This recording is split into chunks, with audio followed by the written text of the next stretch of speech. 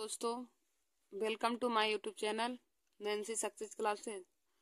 आज मैं क्लास 10 की जिसे साइंस में मोस्ट इम्पॉर्टेंट टॉपिक लेकर आए हूँ। तो देखिए दोस्तों, आज का हमारा टॉपिक है डीएनए। आज मैं आप लोगों को डीएनए के बारे में बताऊंगी, डीएनए की संरचना तथा उसके महत्व के बारे में बताऊंगी। तो देखिए दोस्तों, डीएनए अपने आप में एक बहुत महत्वपूर्ण टॉपिक है और यह हर बार ही बोर्ड एग्जाम की परीक्षा में पूछा जाता है। और देखिए दोस्तों, डीएनए के बारे में कुछ क्वेश्चन हमें कंपटीशन की परीक्षाओं में भी पूछ लिए जाते हैं। तो आज आप लोग हमारे इस वीडियो को जरूर देख लीजिए और अपने दोस्तों में भी शेयर कर लीजिए। तो देखिए दोस्तों, हम क्वेश्चन में क्या दिया है कि डीएनए अणु की संरचना एवं महत्व लिखिए। डीएनए अणु की संरचना एवं महत्व लिखिए, यानी कि डीएनए अणु के बारे में हमें उसकी चित्र सहित वर्णन करना है और डीएनए अणु का महत्व क्या होता है उसके बारे में हमें बताना है। तो दोस्तों, आप लोग पहले यहाँ पे हेडिंग डाल लीजिएगा डीएनए। पहले हेडिंग डालेंगे डीएनए, तब उसमें लिखेंगे कि डीएनए का पूरा नाम डीऑक्सी राइबोन्यूक्लिक अम्ल है। डीएनए का पूरा नाम डीऑक्सी राइबोन्यूक्लिक अम्ल है। देखिए दोस्तों, डीएनए का पूरा नाम हो जाएगा डीऑक्सी राइबोन्यूक्लिक अम्ल। डी से हो जाएगा डीऑक्सी राइबो और एन से हो जाएगा न्यूक्लिक, ए से हो जाएगा अम्ल। तो डीएनए का पूरा नाम हो जाएगा डीऑक्सी राइबोन्यूक्लिक अम्ल है। और फिर आगे लिखेंगे डीएनए एक अनुवांशिक पदार्थ है। देखिए दोस्तों, डीएनए एक अनुवांशिक पदार्थ है, यानी कि अनुवांशिक पदार्थ वह होता है कि जो पीढ़ी दर पीढ़ी लक्षणों को, माता पिता के लक्षणों को पीढ़ी दर पीढ़ी उनके बच्चों में पहुंचाता है। तो उसे हम अनुवांशिक लक्षण कहते हैं। अनुवांशिक लक्षण वह होता है जैसे कि माता पिता के लक्षणों का पीढ़ी दर पीढ़ी उनके बच्चों में आना ही अनुवांशिक लक्षण कहलाता है। तो डीएनए एक अनुवांशिक पदार्थ है। इसके बाद हो जाएगा इसकी संरचना का प्रतिरूप वाटसन, क्रिक तथा विलिकन्स ने तैयार किया। देखिए दोस्तों, डीएनए अणु की संरचना का प्रतिरूप वाटसन, क्रिक तथा विलिकन्स नामक वैज्ञानिक ने तैयार किया था और जिसके लिए यानी कि डीएनए की अणु की संरचना करने के लिए इन सभी को 1962 ईस्वी में नोबेल पुरस्कार दिया गया। देखिए दोस्तों, वाटसन, क्रिक तथा विलिकन्स नामक वैज्ञानिक ने डीएनए अणु की संरचना का प्रतिरूप तैयार किया था, जिसके लिए इन सभी को 1962 ईस्वी में नोबेल पुरस्कार दिया गया। फिर आगे देखेंगे कि डीएनए दो प्रति समांतर पॉलीन्यूक्लियोटाइड श्रृंखलाओं से बनी कुंडलित संरचना होती है। देखिए दोस्तों, डीएनए दो प्रति समांतर पॉलीन्यूक्लियोटाइड श्रृंखलाओं से बनी एक कुंडलित संरचना होती है। देखिए दोस्तों, फिगर में ही जो हमारा बना होता है, इसमें दो पॉलीन्यूक्लियोटाइड श्रृंखलाओं से बनी हमारी एक कुंडलित संरचना होती है। यहाँ पे देखिए बना है कुंडल के रूप में। तो यह एक डीएनए हमारा दो समांतर, यहाँ देखिए दो समांतर रेखाएं हैं ना, तो दो समांतर पॉलीन्यूक्लियोटाइड श्रृंखलाओं से बनी एक कुंडलित संरचना होती है।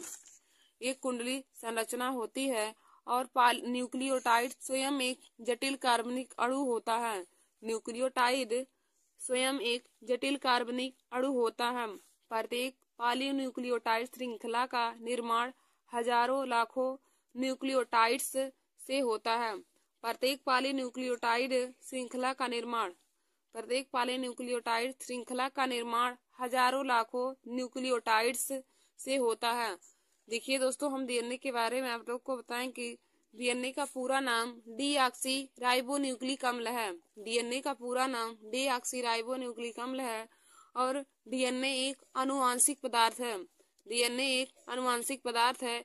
इसकी संरचना का प्रतिरूप वाटसन, क्रिक तथा विलिकन्स नामक वैज्ञानिक ने तैयार किया था और जिसके लिए इन सभी को 1962 ईस्वी में नोबेल पुरस्कार दिया गया।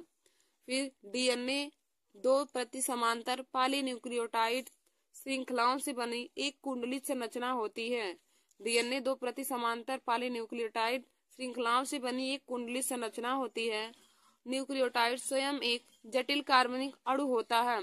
प्रत्येक पॉलीन्यूक्लियोटाइड श्रृंखला का निर्माण हजारों लाखों न्यूक्लियोटाइड्स से होता है।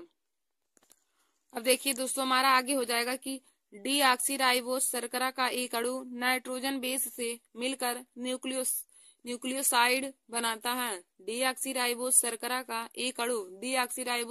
का एक अणु नाइट्रोजन बेस से मिलकर के न्यूक्लियोसाइड बनाता है। न्यूक्लियोसाइड तथा फास्फोरिक अम्ल मिल करके न्यूक्लियोटाइड बनाते हैं। देखिए दोस्तों, न्यूक्लियोसाइड तथा फास्फोरिक अम्ल मिल करके न्यूक्लियोटाइड बनाते हैं। प्रत्येक न्यूक्लियोटाइड में नाइट्रोजन बेस का एक अणु सदैव शर्करा के एक अणु से जुड़ता है। देखिए दोस्तों, इसमें कहा है कि प्रत्येक न्यूक्लियोटाइड में नाइट्रोजन बेस का एक अणु, प्रत्येक न्यूक्लियोटाइड में नाइट्रोजन बेस का एक अणु सदैव शर्करा के अणु से जुड़ता है।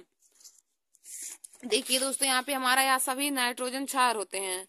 हमारे नाइट्रोजन क्षार हैं, जिसमें नाइट्रोजन क्षार का एक अणु नाइट्रोजन बेस के दो अणु से मिलकर बना होता है, से जुड़ा होता है। फिर उसके बाद आगे देखेंगे कि फास्फोरिक अम्ल का एक अणु भी शर्करा से जुड़ता है और फास्फोरिक अम्ल का एक अणु भी शर्करा से जुड़ता है।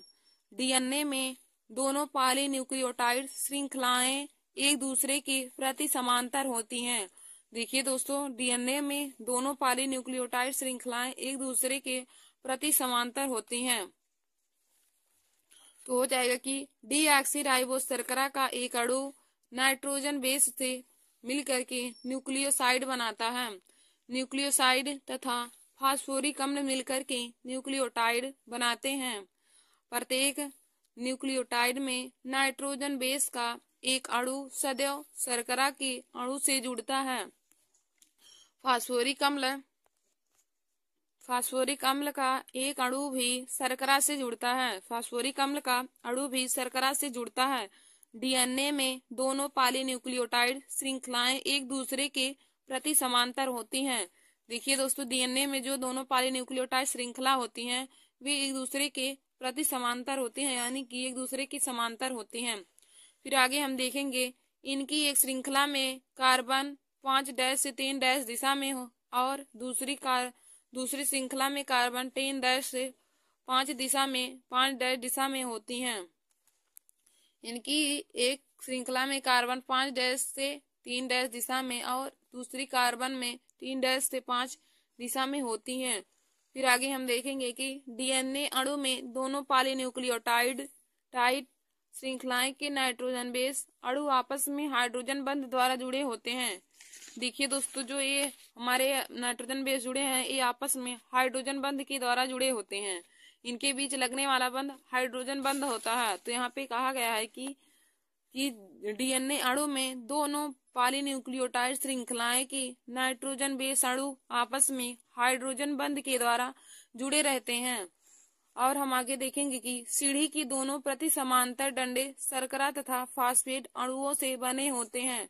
सीढ़ी की दोनों प्रति समांतर डंडे शर्करा एवं फास्फेट अणुओं से बने होते हैं। सीढ़ी के आधे डंडे नाइट्रोजन बेस से बने होते हैं। डीएनए अणु एक अक्ष के चारों ओर सर्पिल रूप में लिपटा रहता है। डीएनए अणु एक अक्ष के चारों ओर सर्पिल रूप में लिपटा हुआ होता है। तो देखिए दोस्तों, हमने आप लोग को बताया कि इनकी एक श्रृंखला में कार्बन 5' से 3' दिशा में और दूसरी श्रृंखला में कार्बन 3' से 5 दिशा में होते हैं। फिर डीएनए अणु में दोनों पॉलीन्यूक्लियोटाइड श्रृंखलाएं के नाइट्रोजन बेस अणु आपस में हाइड्रोजन बंध के द्वारा जुड़े रहते हैं।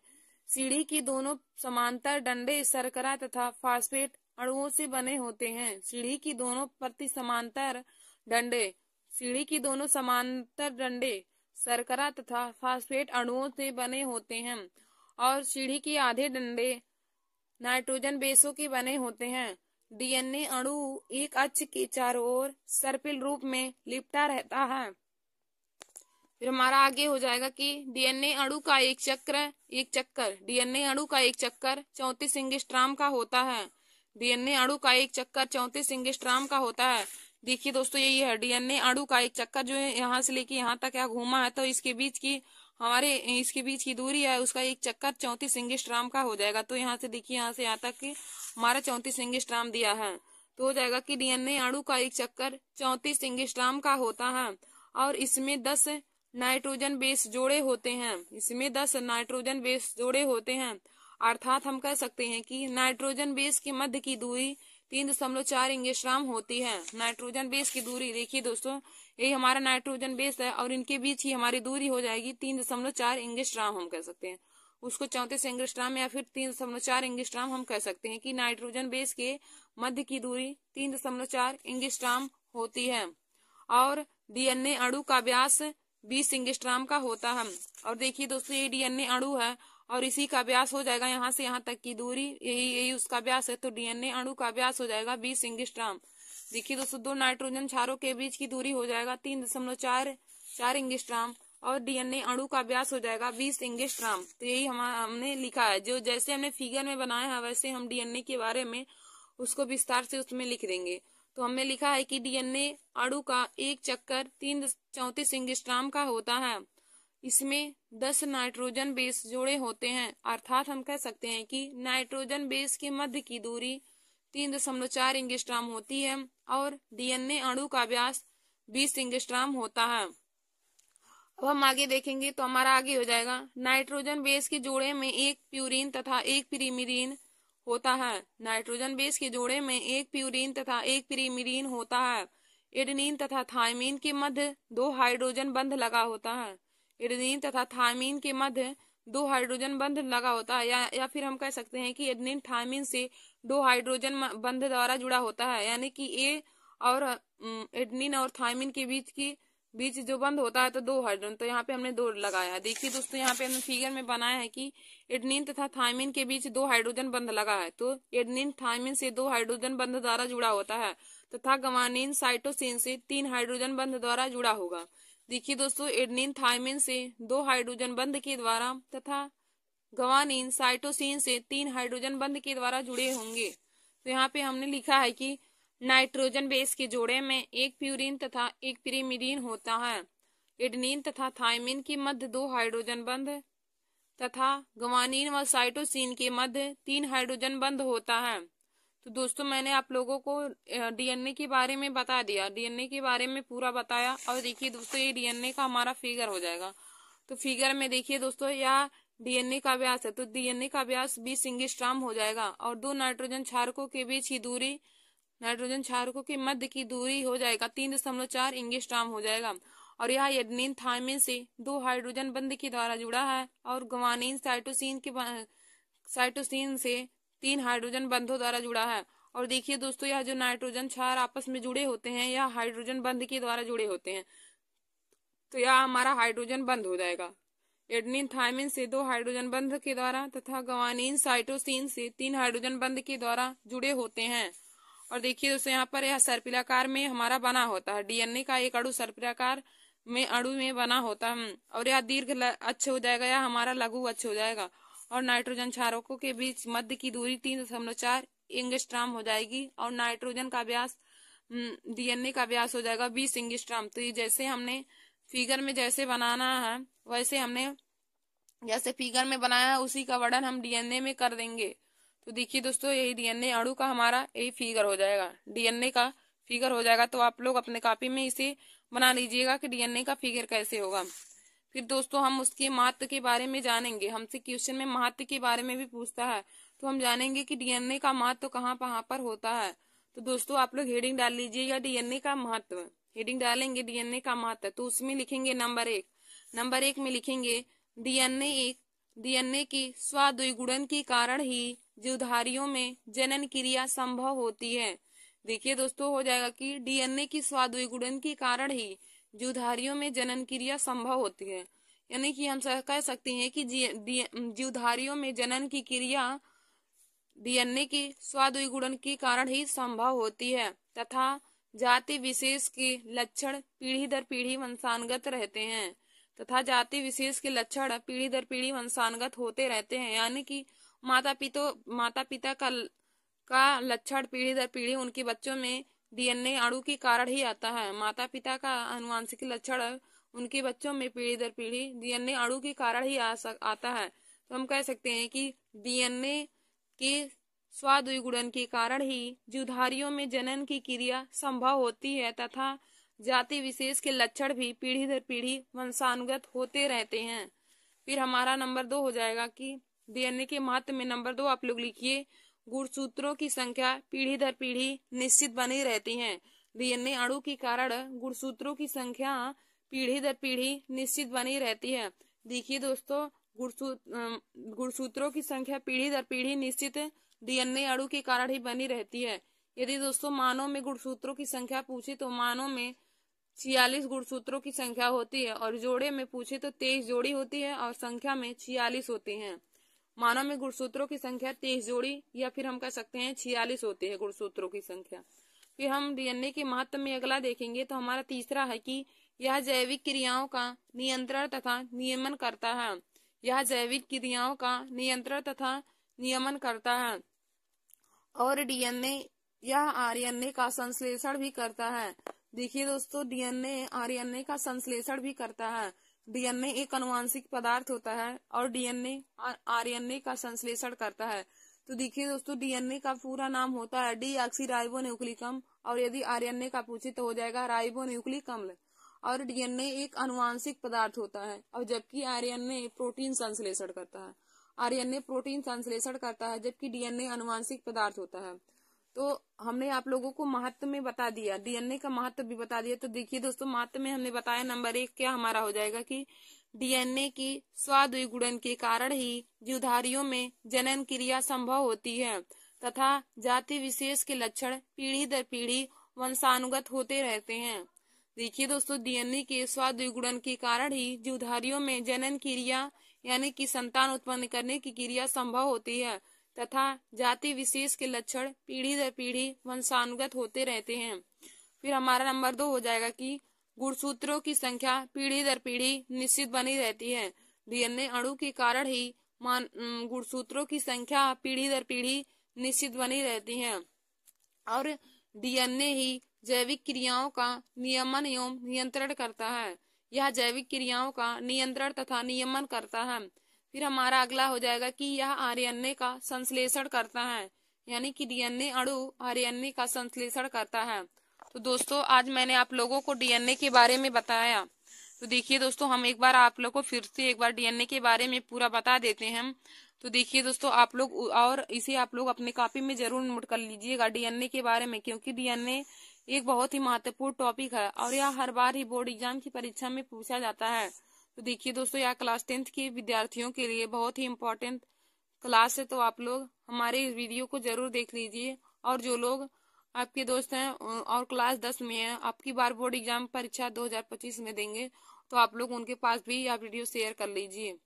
तो देखिए दोस्तों, आप हमें क्वेश्चन में कहा था कि डीएनए अणु की संरचना एवं महत्व लिखिए। डीएनए अणु की संरचना एवं महत्व लिखिए। तो आप लोग इसकी देखिए, उसका डीएनए अणु के बारे में उसका फिगर सहित लिखना है, और हमें डीएनए अणु का महत्व भी बताना है कि हमारे दैनिक जीवन में डीएनए अणु का महत्व क्या होता है। तो देखिए दोस्तों, आप लोग पहले हेडिंग डाल लीजिएगा डीएनए। आप लोग हेडिंग डाल लीजिए डीएनए, तो उसमें लिखेंगे डीएनए का पूरा नाम डीऑक्सीराइबोन्यूक्लिक अम्ल है। डीएनए का पूरा नाम डीऑक्सीराइबोन्यूक्लिक अम्ल है। डीएनए एक आनुवांशिक पदार्थ है। इसकी संरचना का प्रतिरूप वाटसन, क्रिक तथा विलिकिंस नामक वैज्ञानिक ने तैयार किया था। देखिए दोस्तों, डीएनए अणु की संरचना का प्रतिरूप वाटसन, क्रिक तथा विलिकिंस नामक वैज्ञानिक ने तैयार किया था। डीएनए अणु की संरचना का प्रतिरूप वाटसन, क्रिक तथा विलिकिंस नामक वैज्ञानिक ने तैयार किया था, जिसके लिए इन सभी को 1962 ईस्वी में नोबेल पुरस्कार दिया गया। देखिए दोस्तों, जिसके लिए इन सभी को 1962 ईस्वी में नोबेल पुरस्कार दिया गया। और डीएनए 2 प्रति समांतर पॉलीन्यूक्लियोटाइड श्रृंखलाओं से बना एक कुंडलित संरचना होती है। हमने आप लोगों को फिगर में बताया है कि डीएनए दो समांतर पॉलीन्यूक्लियोटाइड श्रृंखलाओं से बनी एक कुंडलित रहित यह हमारी संरचना होती है। और न्यूक्लियोटाइड स्वयं एक जटिल कार्बनिक अणु होता है। न्यूक्लियोटाइड स्वयं एक जटिल कार्बनिक अणु होता है। प्रत्येक पॉलीन्यूक्लियोटाइड श्रृंखला का निर्माण हजारों लाखों न्यूक्लियोटाइड्स से होता है। प्रत्येक पॉलीन्यूक्लियोटाइड श्रृंखला का निर्माण हजारों लाखों न्यूक्लियोटाइड्स से होता है। फिर हम आगे देखेंगे कि डीऑक्सीराइबोस शर्करा का एक अणु नाइट्रोजन बेस से मिलकर के न्यूक्लियोसाइड बनाता है। डीऑक्सीराइबो शर्करा का एक अणु नाइट्रोजन बेस से मिलकर के न्यूक्लियोसाइड बनाता है और न्यूक्लियोसाइड तथा फास्फोरिक अम्ल मिलकर के न्यूक्लियोटाइड बनाते हैं। प्रत्येक न्यूक्लियोटाइड में नाइट्रोजन बेस का एक अणु सदैव शर्करा के अणु से जुड़ता है। फास्फोरिक अम्ल का अणु भी शर्करा से जुड़ता है। डीएनए में दोनों पॉलीन्यूक्लियोटाइड श्रृंखला एक दूसरे से प्रति समांतर होती हैं। देखिए दोस्तों, डीएनए में दोनों पॉलीन्यूक्लियोटाइड श्रृंखला एक दूसरे से प्रति समांतर होती हैं। फिर हम आगे देखेंगे कि इनकी एक श्रृंखला में कार्बन 5' से 3' दिशा में तथा दूसरी श्रृंखला में कार्बन 3' से 5' दिशा में होती हैं। डीएनए अणु में दोनों पॉलीन्यूक्लियोटाइड श्रृंखलाओं की नाइट्रोजन बेस अणु आपस में हाइड्रोजन बंध के द्वारा जुड़े होते हैं। देखिए दोस्तों, यह जो हमारा एडेनिन तथा थायमिन या फिर ग्वानिन साइटोसिन आपस में जुड़े होते हैं तो इनके मध्य यहाँ लगने वाला बंध हमारा हाइड्रोजन बंध होता है। यानी कि जो एडेनिन हमारा थायमिन से जुड़ा होता है तो यहाँ हाइड्रोजन बंध के द्वारा जुड़े होते हैं। एडेनिन थायमिन से 2 हाइड्रोजन बंध के द्वारा तथा ग्वानिन साइटोसिन से 3 हाइड्रोजन बंध के द्वारा जुड़े होंगे। यानी कि इनके बीच लगने वाले बंध को हम ही हाइड्रोजन बंध कहते हैं। और फिर आगे देखेंगे कि सीढ़ी की दोनों प्रति समांतर डंडे शर्करा तथा फास्फेट अणुओं से बने होते हैं।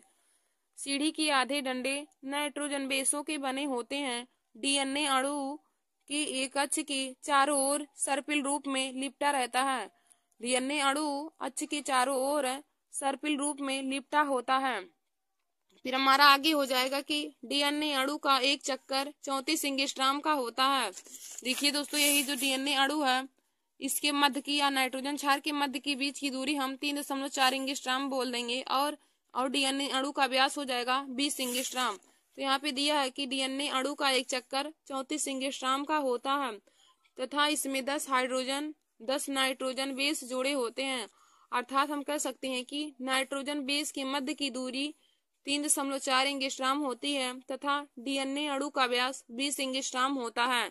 नाइट्रोजन बेस के मध्य की दूरी 3.4 एंगस्ट्रॉम और उनके बीच का व्यास 20 एंगस्ट्रॉम होता है। तो देखिए दोस्तों, यही नाइट्रोजन बेस के मध्य की दूरी हो जाएगा 3.4 एंगस्ट्रॉम और डीएनए अणु का व्यास हो जाएगा 20 एंगस्ट्रॉम। तो वही हमने लिखा है कि नाइट्रोजन बेस के मध्य की दूरी 3.4 एंगस्ट्रॉम तथा डीएनए अणु का व्यास 20 एंगस्ट्रॉम होगा। फिर आगे देखिए दोस्तों है कि नाइट्रोजन बेस के जोड़े में एक प्यूरिन तथा एक पिरिमिडीन होता है। नाइट्रोजन बेस के जोड़े में एक प्यूरिन तथा एक पिरिमिडीन होता है।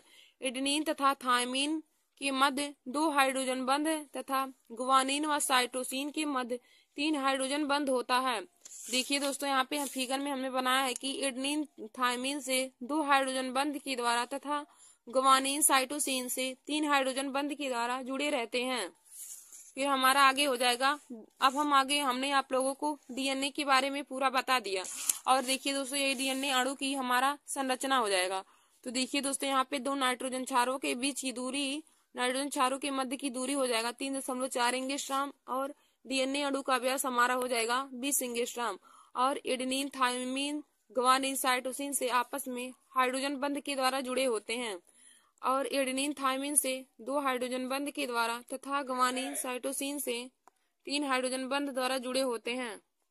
अब दोस्तों, हम आप लोगों को डीएनए अणु के महत्व के बारे में बताते हैं। तो आप लोग हेडिंग डालेंगे महत्व, इसमें लिखेंगे नंबर 1, डीएनए की स्व-द्विगुणन के कारण ही जीवधारियों में जनन क्रिया संभव होती है। देखिए दोस्तों, डीएनए अणु के स्व-द्विगुणन के कारण ही जीवधारियों में जनन की क्रिया संभव होती है तथा जाति विशेष के लक्षण पीढ़ी दर पीढ़ी वंशानुगत होते हैं। और हम नंबर 2 लिखेंगे कि गुणसूत्रों की संख्या पीढ़ी दर पीढ़ी निश्चित बनी रहती है। डीएनए अणु के कारण ही गुणसूत्रों की संख्या पीढ़ी दर पीढ़ी निश्चित क्रम में बनी होती है। देखिए दोस्तों, यदि मानव में पूछे कि गुणसूत्रों की संख्या कितनी होती है तो मानव में गुणसूत्रों की संख्या 46 होती है और जोड़े में 23 जोड़ी होती हैं। फिर अगला लिखेंगे तीसरा कि यह जैविक क्रियाओं का नियमन एवं नियंत्रण करता है। डीएनए अणु जैविक क्रियाओं का नियंत्रण तथा नियमन करता है। फिर हमारा नंबर 4 हो जाएगा कि यह आरएनए का संश्लेषण करता है। डीएनए आरएनए का संश्लेषण करता है। तो दोस्तों आज मैंने आप लोगों को डीएनए अणु के बारे में पूरा बता दिया, डीएनए अणु की संरचना के बारे में और डीएनए अणु के महत्व के बारे में बता दिया। तो आशा करती हूँ कि आप लोगों को आज का हमारा यह वीडियो समझ में आया होगा। तो दोस्तों आप लोग डीएनए अणु में ऐसा ही फिगर बना लीजिएगा और यह बोर्ड एग्जाम की परीक्षा के लिए बहुत ही महत्वपूर्ण टॉपिक है। तो आप लोग जैसे मैंने आज आप लोगों को बताया है और जैसे लिखा आप लोग वैसे अपने बोर्ड एग्जाम की परीक्षा की कॉपी में लिखेंगे। तो इसे आप अपने कॉपी में नोट कर लीजिए ताकि और याद करके बोर्ड एग्जाम की परीक्षा में ऐसे ही लिखेंगे। देखिए दोस्तों जहाँ पे हमने काले पेन का यूज करके इन्वर्टेड कामा लगाया, आप लोग भी ऐसे लिख लीजिएगा। ऐसे लिखने से आपकी कॉपी बहुत अच्छे दिखते हैं। धन्यवाद दोस्तों, ऐसे ही हमारे वीडियो को देखने के लिए आप लोग हमारे यूट्यूब चैनल को सब्सक्राइब कर लीजिए। दोस्तों welcome to my YouTube channel Nancy success classes. आज मैं क्लास 10 के सब्जेक्ट साइंस में जीव विज्ञान के कुछ महत्वपूर्ण ऑब्जेक्टिव क्वेश्चन कराऊंगी। तो देखिए दोस्तों हमारा आज का टॉपिक है मोस्ट इम्पॉर्टेंट ऑब्जेक्टिव क्वेश्चन। तो मैं आज मेंडल की आनुवंशिकता के नियम से कुछ महत्वपूर्ण ऑब्जेक्टिव क्वेश्चन ले हूँ। तो देखिए दोस्तों आप लोगों को OMR शीट में ऑब्जेक्टिव क्वेश्चन 20 नंबर के भरने होते हैं और बोर्ड एग्जाम की परीक्षा में 20 नंबर के ऑब्जेक्टिव क्वेश्चन आप पूछे जाते हैं। तो आप लोग हमारे इस वीडियो को जरूर देख लीजिए। देखिए दोस्तों हमारे यहाँ पे पहला क्वेश्चन दिया है, निम्नलिखित में से आनुवांशिक पदार्थ है। निम्नलिखित में से आनुवांशिक पदार्थ है। तो देखिए हमारा पहला ऑप्शन ए है आरएनए, ऑप्शन नंबर बी है डीएनए, ऑप्शन नंबर सी है राइबोसोम और ऑप्शन नंबर डी है माइटोकॉन्ड्रिया। देखिए दोस्तों हमें छांटना है कि निम्न में से आनुवांशिक पदार्थ कौन है। तो हमारा ऑप्शन ए दिया है आरएनए, ऑप्शन बी है डीएनए, ऑप्शन सी है राइबोसोम और ऑप्शन डी है माइटोकॉन्ड्रिया। तो देखिए दोस्तों इसका राइट आंसर हो जाएगा ऑप्शन नंबर दूसरा यानी कि डीएनए। डीएनए हमारा आनुवांशिक पदार्थ होता है। और हमारा देखिए दोस्तों हम आरएनए के बारे में भी बता देते हैं। तो आरएनए हमारा प्रोटीन संश्लेषण करता है।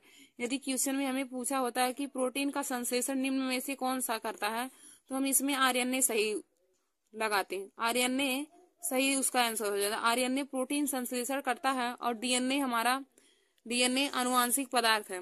अब देखिए दोस्तों आरएनए और डीएनए का फुल फॉर्म क्या होता है। तो आरएनए का हो जाएगा राइबोन्यूक्लिक अम्ल और डीएनए का डीऑक्सीराइबोन्यूक्लिक अम्ल हो जाएगा।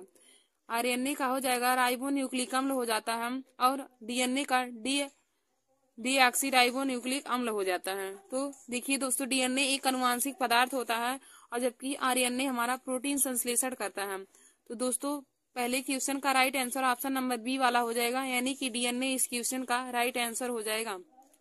फिर हमारा अगला क्वेश्चन दूसरा दिया है कि प्रोकैरियोटिक कोशिकाओं में डीएनए पाया जाता है। प्रोकैरियोटिक कोशिकाओं में डीएनए पाया जाता है। तो इसका ऑप्शन नंबर ए दिया है कोशिका द्रव में, ऑप्शन बी है केंद्रक में, ऑप्शन सी है प्लाज्मा में और ऑप्शन डी है लाइसोसोम में। देखिए दोस्तों हमें क्वेश्चन क्या पूछा है कि प्रोकैरियोटिक कोशिकाओं में डीएनए पाया जाता है यानी कि प्रोकैरियोटिक कोशिकाओं में डीएनए कहाँ पाया जाता है। तो हमारा ऑप्शन ए है कोशिका द्रव में, ऑप्शन बी है केंद्रक में, ऑप्शन सी है प्लाज्मा में, ऑप्शन डी है लाइसोसोम में। तो दोस्तों इसका राइट आंसर हो जाएगा कोशिका द्रव यानी कि ऑप्शन नंबर ए। देखिए दोस्तों प्रोकैरियोटिक कोशिकाओं में डीएनए हमारा कोशिका द्रव में पाया जाता है। तो इसका राइट आंसर ऑप्शन नंबर ए हो जाएगा कोशिका द्रव में। कोशिका द्रव में डीएनए पाया जाता है। प्रोकैरियोटिक कोशिकाओं में डीएनए कोशिका द्रव में पाया जाता है। तो फिर हमारा अगला क्वेश्चन तीसरा है कि आनुवांशिकी का गुणसूत्र सिद्धांत प्रस्तुत किया। आनुवांशिकी का गुण सिद्धांत प्रस्तुत किया या फिर आनुवांशिकी का गुणसूत्र सिद्धांत किसने प्रस्तुत किया। तो इसमें हमारा ऑप्शन नंबर ए है मेंडल ने, ऑप्शन नंबर बी है मार्गन ने, ऑप्शन नंबर सी है वाल्टर एस सटन ने और ऑप्शन नंबर डी है डी ब्रिज ने। तो दोस्तों आनुवांशिकी का गुणसूत्र सिद्धांत वाल्टर एस सटन ने किया था। तो इसका right answer option number C हो जाएगा। तो इसका right answer option number C वाला हो जाएगा दोस्तों वाल्टर एस सटन ने। तो आनुवांशिकी का गुणसूत्र सिद्धांत वाल्टर एस सटन ने प्रस्तुत किया था। फिर हमारा अगला क्वेश्चन दिया है चौथा कि जीव विज्ञान की वह शाखा जिसमें लक्षणों की वंशागति का अध्ययन किया जाता है तो उसे क्या कहा जाता है। जीव विज्ञान की वह शाखा जिसमें लक्षणों की वंशागति का अध्ययन किया जाता है उसे क्या कहा जाता है। तो देखिए दोस्तों, हमारा ऑप्शन ए है अनुवांशिकी, हमारा ए है अनुवांशिकी, ऑप्शन नंबर बी है यूथेनिक्स, ऑप्शन नंबर सी है यूजेनिक्स, ऑप्शन नंबर डी है मानव अनुवांशिकी। ऑप्शन ए है अनुवांशिकी, ऑप्शन नंबर बी है यूथेनिक्स, ऑप्शन नंबर सी है यूजेनिक्स और ऑप्शन नंबर डी है मानव अनुवांशिकी। तो देखिए दोस्तों, जीव विज्ञान की वह शाखा जिसमें लक्षणों की वंशागति का अध्ययन किया जाता है उसे हम मानव अनुवांशिकी कहते हैं, यानी कि चौथे का right answer option number D हो जाएगा, मानव अनुवांशिकी। तो हो जाएगा कि जीव विज्ञान की वह शाखा जिसमें लक्षणों की वंशागति का अध्ययन किया जाता है उसे मानव अनुवांशिकी कहते हैं। फिर हमारा अगला क्वेश्चन पांचवा दिया है कि मनुष्य की शुक्राणु में ऑटोसोम्स की संख्या कितनी होती है। मनुष्य की शुक्राणु में ऑटोसोम की संख्या कितनी होती है। तो इसका ऑप्शन नंबर ए दिया है 22, ऑप्शन नंबर बी है 24, ऑप्शन नंबर सी 42 है और ऑप्शन नंबर डी 44 है। देखिए दोस्तों, मनुष्य की शुक्राणु में ऑटोसोम की संख्या 22 होता है, तो इसका right answer option number B हो जाएगा 22। यदि दोस्तों एक क्वेश्चन में पूछा रहता है कि मनुष्य में गुणसूत्रों की संख्या कितनी होती है, तो मनुष्य में 23 जोड़ी गुणसूत्र पाए जाते हैं, यानी कि 46 होता है। जोड़ी में 23 होते हैं और संख्या में 46 होते हैं। मनुष्य में गुणसूत्रों की संख्या 46 होती है और जोड़ी में पूछे तो 23 जोड़ी हो जाता है। और इसमें पूछा है कि मनुष्य की शुक्राणु में ऑटोसोम्स की संख्या कितनी होती है, तो हो जाएगा इसका राइट आंसर ऑप्शन नंबर ए, यानी कि 22 हो जाएगा। मनुष्य की शुक्राणु में ऑटोसोम की संख्या 22 होती है। फिर हमारा अगला दिया है छठवां, यदि एक हीमोफिलिक पुरुष का एक समान स्त्री से विवाह हो जाए तो संतान कैसे होंगे। नंबर 1 है सभी हीमोफिलिक, ऑप्शन नंबर बी है लड़कियां हीमोफिलिक, फिर हमारा अगला है तीसरा लड़की हीमोफिलिक, फिर अगला है सभी समान। तो देखिए दोस्तों, इसमें होगा इसका right answer option number D, यानी कि सभी सामान्य हो जाएगा। फिर हमारा अगला दिया है सातवां क्वेश्चन, किसी अनुवांशिक लक्षण के जीन यक्ष गुणसूत्र पर होते हैं। किसी अनुवांशिक लक्षण के जीन यक्ष गुणसूत्र पर होते हैं। तो देखिए दोस्तों, हमारा अगला क्वेश्चन सातवां है, किसी अनुवांशिक लक्षण की जीन यक्ष गुणसूत्र पर होते हैं। इसका ऑप्शन नंबर ए है रंजकहीनता, ऑप्शन नंबर बी है sickle cell anaemia, option number D है हीमोफीलिया और ऑप्शन नंबर डी है मलेरिया। तो देखिए दोस्तों, किसी अनुवांशिक लक्षण के जीन यक्ष गुणसूत्र पर हीमोफीलिया होते हैं, तो इसका right answer option number C हो जाएगा, हीमोफीलिया। फिर हमारा अगला क्वेश्चन दिया है कि गुणसूत्र किस पदार्थ के बने होते हैं। देखिए दोस्तों, हमारा आठवां क्वेश्चन है कि गुणसूत्र किस पदार्थ के बने होते हैं। तो हमारा ऑप्शन नंबर ए है प्रोटीन, ऑप्शन नंबर बी है आरएनए, ऑप्शन नंबर डी है, ऑप्शन नंबर सी है डीएनए और ऑप्शन नंबर डी है डीएनए एवं प्रोटीन के। तो देखिए दोस्तों, गुणसूत्र हमारा डीएनए एवं प्रोटीन के बने होते हैं, तो इसका right answer option number D हो जाएगा, डीएनए एवं प्रोटीन के।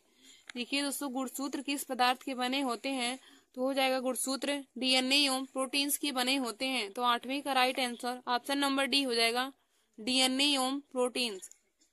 फिर हमारा अगला क्वेश्चन नौवां दिया है कि वर्णांता वाहक स्त्री एवं सामान्य पुरुष दंपत्ति के बच्चों में नंबर 1 ऑप्शन है सभी लड़के सामान्य दृष्टि वाले होते हैं, ऑप्शन नंबर बी है सभी लड़कियां सामान्य दृष्टि वाली होती हैं, ऑप्शन नंबर सी है आधे लड़के वर्धान तथा आधे लड़के सामान्य एवं आधी लड़कियां सामान्य तथा आधी लड़कियां वाहक होंगी, और ऑप्शन नंबर डी है सभी लड़कियां वर्णांधता वाहक होती हैं। ऑप्शन डी है कि सभी लड़कियां वर्णांधता वाहक होती हैं। तो देखिए दोस्तों, वर्णांधता वाहक स्त्री एवं सामान्य पुरुष दंपत्ति के बच्चों में सभी लड़कियां वर्णांधता वाहक होंगी, तो इसका right answer option number D हो जाएगा, मतलब कि सभी लड़कियां वर्णांधता वाहक होती हैं। फिर हमारा अगला क्वेश्चन दिया है 10वां, केंद्रक बना होता है। देखिए दोस्तों, केंद्रक किसका बना होता है, तो वही हमें छांटकर इसमें सही विकल्प को चुनना है। तो दिया है कि केंद्रक बना होता है, तो ऑप्शन नंबर ए है प्रोटीन से, ऑप्शन नंबर बी है डीएनए से, ऑप्शन नंबर सी है आरएनए से, ऑप्शन नंबर डी है न्यूक्लियो प्रोटीन से। तो देखिए दोस्तों, केंद्रक हमारा न्यूक्लियो प्रोटीन से बना होता है, केंद्रक न्यूक्लियो प्रोटीन से बना होता है, तो इसका right answer option number D हो जाएगा, न्यूक्लियो प्रोटीन से। केंद्रक बना होता है तो इसका राइट आंसर न्यूक्लियो प्रोटीन हो जाएगा। फिर हमारा अगला है डीएनए अणु में होते हैं, डीएनए अणु में होते हैं। नंबर 1 ऑप्शन दिया है ए इक्वल टू जी, और ऑप्शन नंबर बी दिया है G equal to T, option number C दिया है A plus T equal to C plus G, option number D है A plus G equal to G plus T. देखिए दोस्तों, DNA अणु में होते हैं तो यहाँ पे हमें 4 विकल्प दिया है। पहला है कि ए इक्वल टू जी, दूसरा है जी इक्वल टू टी, और तीसरा हमारा है A plus T equal to C plus G, हमारा चौथा है A plus G equal to G plus T. देखिए दोस्तों, यहाँ पर हम आप लोगों को ए जी सी और टी का मतलब बताते हैं। तो ए का मतलब हो जाएगा एडेनिन, जी का मतलब हो जाएगा ग्वानिन, सी का मतलब होता है साइटोसिन, और टी का मतलब होता है थायमीन, टी का मतलब थायमीन हो जाएगा। देखिए दोस्तों, ए का मतलब एडेनिन हो जाएगा, जी का मतलब ग्वानिन, सी का मतलब साइटोसिन, और टी का मतलब थायमीन होगा। तो यहाँ पे हमें पूछा है कि डीएनए अणु में क्या होता है। तो देखिए दोस्तों, डीएनए अणु में एडेनिन और थायमीन मिल करके ग्वानिन तथा साइटोसिन बनाते हैं। तो यहाँ पे हो जाएगा A plus T equal to C plus G, यानी कि एडेनिन तथा थायमीन का योग साइटोसिन तथा ग्वानिन के योग के बराबर हो जाएगा। एडेनिन और थायमीन मिलकर हमारे ग्वानिन तथा साइटोसिन बनाएंगे। तो इसका हो जाएगा right answer A plus T equal to C plus G, यानी कि adenine plus thymine equal to guanine plus cytosine. तो 11वीं का राइट आंसर हो जाएगा option number C, A plus T equal to C plus G. फिर दोस्तों, हमारा अगला क्वेश्चन 12वां दिया है कि रक्त में ऑक्सीजन की कमी से लाल रक्त कणिकाओं में उत्पन्न रोग हो। रक्त में ऑक्सीजन की कमी से लाल रक्त कणिकाओं में उत्पन्न होने वाला रोग कौन सा है। तो नंबर 1 ऑप्शन दिया है दात्र कोशिका अल्परक्तता, दात्र कोशिका अल्परक्तता, और ऑप्शन नंबर बी है हीमोफीलिया, ऑप्शन नंबर सी है वड़ानता, ऑप्शन नंबर डी है इनमें से कोई नहीं। तो देखिए दोस्तों, रक्त में ऑक्सीजन की कमी से लाल रक्त कणिकाओं में उत्पन्न रोग दात्र कोशिका अल्परक्तता है। तो इसका राइट आंसर ऑप्शन नंबर ए हो जाएगा, दात्र कोशिका अल्परक्तता।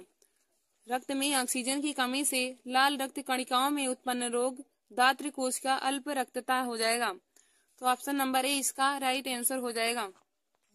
तो दोस्तों, आगे मैं आप सभी लोगों को पौधों एवं जंतुओं में जनन चैप्टर के most important objective question solve कराऊंगी। तो देखिए दोस्तों, यहाँ पे हमारा पहला क्वेश्चन दिया है कि पौधों में अलैंगिक जनन होता है, पौधों में अलैंगिक जनन होता है। तो इसका ऑप्शन नंबर ए है युग्मकों के संयोजन से, ऑप्शन नंबर बी है बिना युग्मकों के संयोजन से, ऑप्शन नंबर सी है किसी एक युग्मक के वर्धन से, ऑप्शन नंबर डी है दैहिक कोशिकाओं से। तो देखिए दोस्तों, पौधों में अलैंगिक जनन दैहिक कोशिकाओं से होता है, पौधों में अलैंगिक जनन दैहिक कोशिकाओं से होता है। तो इसका right answer option number D हो जाएगा, यानी कि दैहिक कोशिकाओं से। पौधों में अलैंगिक जनन दैहिक कोशिकाओं से होता है। फिर हमारा अगला है लैंगिक जनन के लिए आवश्यक है, लैंगिक जनन के लिए आवश्यक है। इसका पहला ऑप्शन है अर्धसूत्री विभाजन, ऑप्शन नंबर बी है आसूत्री विभाजन, ऑप्शन नंबर सी है कलिको उत्पादन, ऑप्शन नंबर डी है इनमें से कोई नहीं। देखिए दोस्तों, दूसरा हमारा क्वेश्चन है कि लैंगिक जनन के लिए क्या आवश्यक है। तो नंबर पहला है ऑप्शन नंबर ए है अर्धसूत्री विभाजन, ऑप्शन नंबर बी है आसूत्री विभाजन, ऑप्शन नंबर सी है कलिको उत्पादन, और ऑप्शन नंबर डी है इनमें से कोई नहीं। दोस्तों, इसका राइट आंसर ऑप्शन नंबर ए हो जाएगा, यानी कि लैंगिक जनन के लिए आवश्यक अर्धसूत्री विभाजन है, लैंगिक जनन के लिए आवश्यक अर्धसूत्री विभाजन है। फिर हमारा अगला है कि द्विनिषेचन पाया जाता है, द्विनिषेचन पाया जाता है। तो देखिए दोस्तों, द्विनिषेचन किसमें पाया जाता है। तो पहला ऑप्शन है सभी जंतुओं में, ऑप्शन नंबर बी है सभी पादपों में, ऑप्शन नंबर सी है आवृतबीजी पौधों में, और ऑप्शन नंबर डी है केवल जलीय जीवों में। तो देखिए दोस्तों, द्विनिषेचन आवृतबीजी पादपों में पाया जाता है, यानी कि इसका right answer option number C हो जाएगा, द्विनिषेचन आवृतबीजी पादपों में पाया जाता है।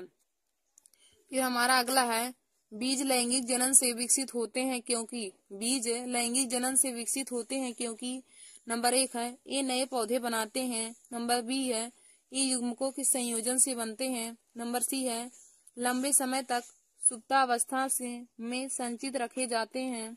और नंबर डी है एक बीज से केवल एक पौधा बनता है। तो देखिए दोस्तों, बीज लैंगिक जनन से विकसित होते हैं क्योंकि ये युग्मकों के संयोजन से बनते हैं। बीज लैंगिक जनन से विकसित होते हैं क्योंकि ये युग्मकों के संयोजन से बनते हैं। तो इसका right answer option number B हो जाएगा, क्योंकि ये युग्मकों के संयोजन से बनते हैं। फिर हमारा अगला क्वेश्चन है कि परागकण का परागकोश से वर्तिकाग्र तक पहुंचना क्या कहलाता है। परागकण का परागकोश से वर्तिकाग्र तक पहुंचना क्या कहलाता है। तो ऑप्शन नंबर ए है परागण, ऑप्शन नंबर बी है प्रकीर्णन, ऑप्शन नंबर सी है उत्सवेदन, ऑप्शन नंबर सी है गर्भाधान। तो देखिए दोस्तों, परागकणों का परागकोश से निकलकर वर्तिकाग्र तक पहुंचने की क्रिया को परागण कहते हैं। तो इसका राइट आंसर ऑप्शन नंबर ए हो जाएगा, यानी कि परागण हो जाएगा।